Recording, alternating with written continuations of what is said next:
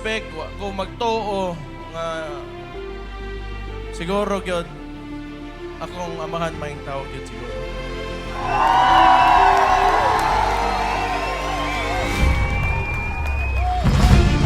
Ang mga tao sa Malacanang o mga tao sa ICC karon naminaw ka nato. Bisag sila walay mga kasing-kasing, dapat unda ilang tan-awon kining tao, sea of humanity, longing for the return of our beloved Father. Huwag tayong tumigil na manawagan po na dapat ibalik siya rito sa lalong madaling panahon po.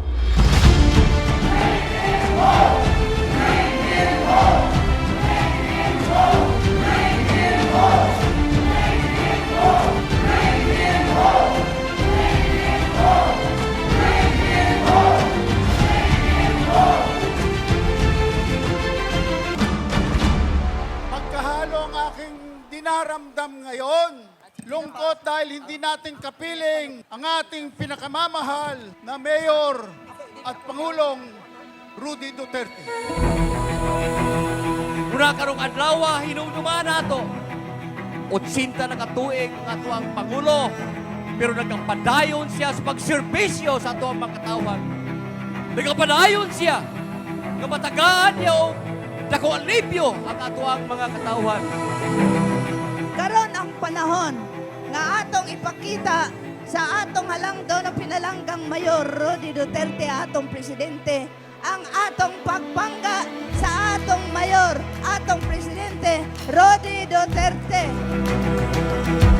Kami po na mga muro, hindi kami po titigil hanggang hindi po mauwi ang aming presidente na Rodrigo Rua Duterte.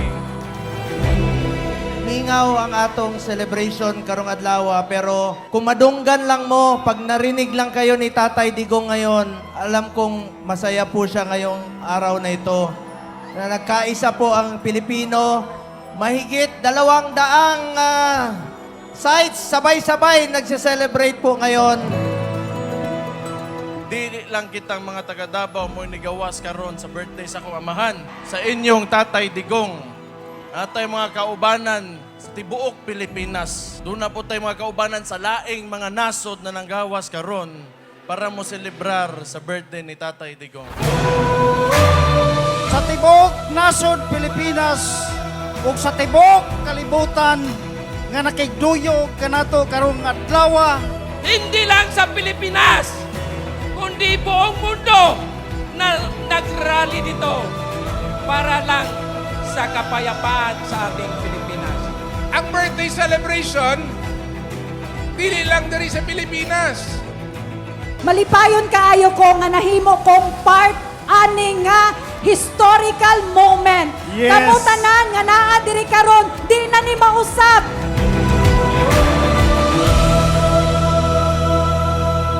The Philippines is his home. Davao is his home. And this is where he wants to go home.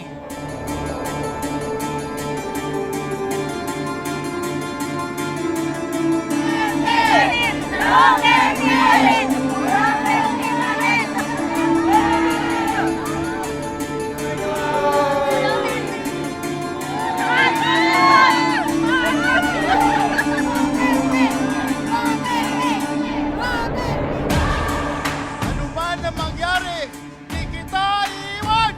Walang iwanan. Kaya balo mo, tuwing birthday niya, nagtatago lang siya sa kwarto niya. Ayaw niya ng party, ayaw niya ng celebration. Kibaw ba mo o kibaw to nga ni ata nag-celebrate siyang birthday, masuko to. Di man to ganahan, kana siya, pag ganang birthday niya, magpuyo rin na sa kwarto, magbukot og habol, magpa-aircon, paong tanang suga. Di man na siya ka-celebrate.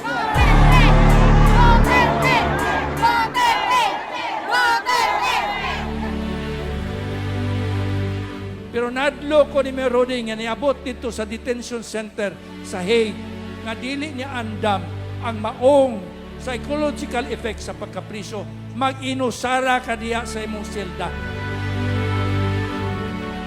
Pero ang sakit lang po para sa akin, para po ako nawala ng tatay, ang masakit sa akin, ngayong birthday niya, mag-isa lang siya. Wala siyang kasama, wala siyang makausap sa kaarawan niya.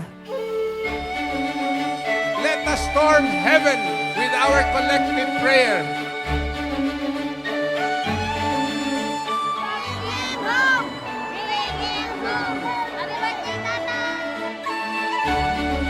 Nahurot akong luha o hinilak. Kitang tanan, nagahilak sa nga panghitabo. Kung sa unda, maminaw silang tanan sa atong kasubo. Akong birthday wish para sa akong lolo na gusto lang na ako makauli ang akong lolo. Kaya akong lolo, simple ra na tao. Happy birthday sa kuhang papa.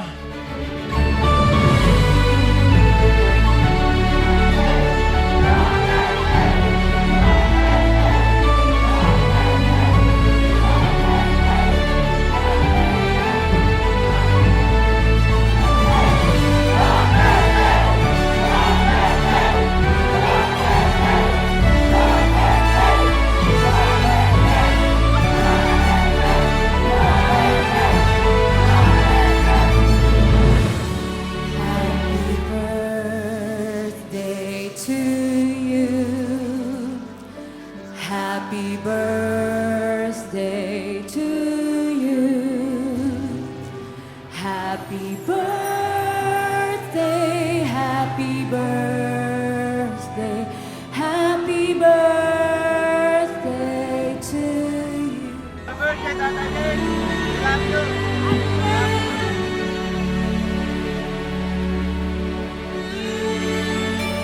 Ibalik ang glory that we are one of the most safest, the most cleanest, and the most livable city in the Philippines and for the world to see.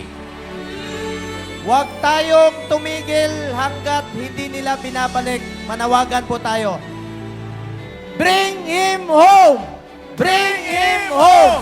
Bring him home! Bring him home! Duterte! Duterte! Duterte! Duterte! Duterte! Ipabot sa Manila! Marcos!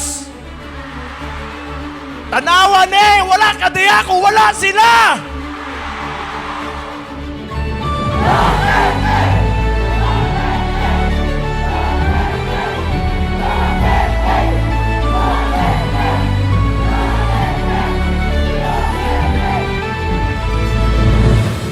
Dungan taong sulting happy birthday! 1, 2, 3! Happy birthday, Tatay Digong!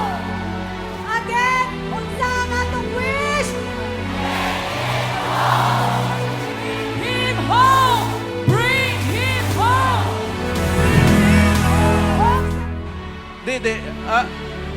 Wala na ko'y sobra na po ang nahatag ninyo mga taga Davao sa mga pamilya nga salig, kanang kuan, gibutang mi ninyo. Salamat kayo kita na. Thank you gigayo. Wala na gyud ko'y makaingon sa inyo ha. Sobra-sobra na gyud.